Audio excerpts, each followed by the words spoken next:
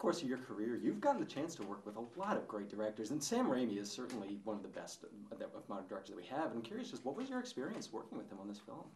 Well, I feel like I have been really lucky. I have gotten to work with people that I really admire and who I get to learn a lot from. And Sam is one of my favorites because Sam is so smart.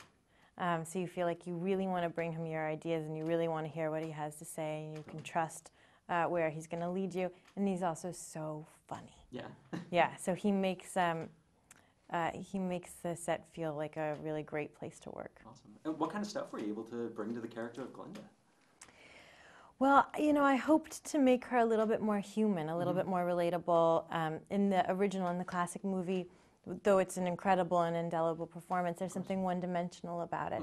And so what I wanted to do was to bring a few more aspects. Absolutely. Because also in that movie she has a smaller role and she isn't serviced as much as she is in this movie. So, I mean, and it is interesting because Glinda is really seen in pop culture as like the purification of good. Like she is just she's good incarnate, and is part of that is part of what you're bringing to it, kind of finding more gray areas and kind of those more, I don't want to say evil or bad, but just kind of those not necessarily perfect kind of qualities. I didn't want her to be perfect because I feel like perfect is not human and it's easily dismissed, and to be honest, like sometimes it's like really annoying. Yeah. And so I certainly didn't want to annoy people for 2 hours, and so I did think a lot about how to shade.